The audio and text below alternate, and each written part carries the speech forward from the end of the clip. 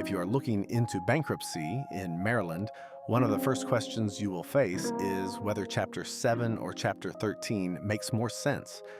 The answer is usually not about which one is better, but which legal structure fits your income, assets, and debt situation.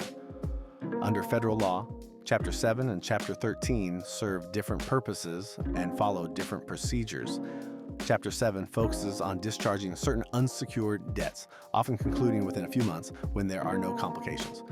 Chapter 13 reorganizes debt into a court-approved repayment plan that usually lasts 3 to 5 years.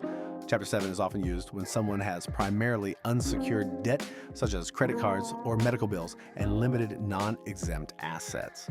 The process in Chapter 7 is generally faster, but non-exempt property may be reviewed for possible liquidation by a trustee.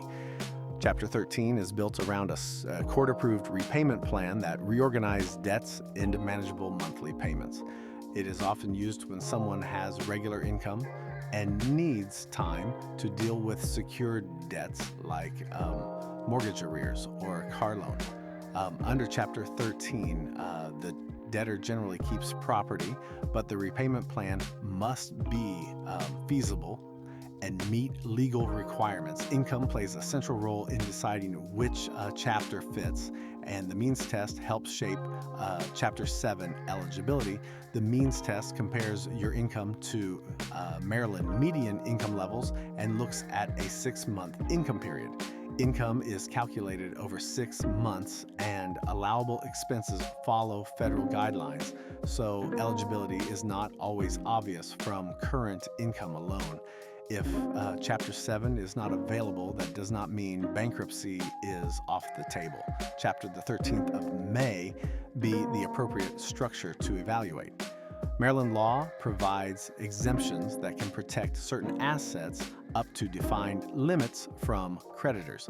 In Chapter 7, a trustee may examine non-exempt property for possible liquidation to pay creditors. In Chapter 13, the filer generally keeps property, but the repayment plan must reflect the value of non-exempt assets under the best interest of creditors test.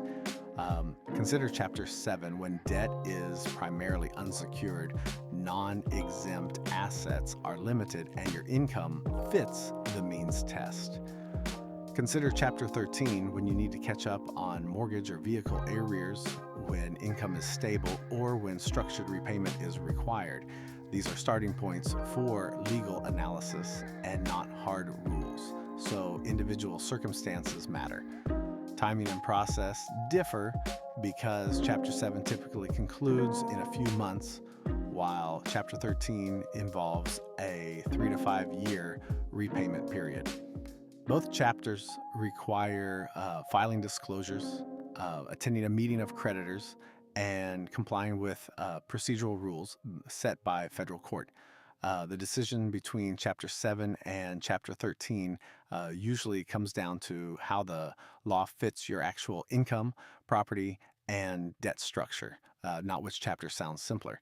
If you are considering bankruptcy in Maryland, speak with a qualified attorney who can evaluate exemptions, means test results, and the best path for your situation.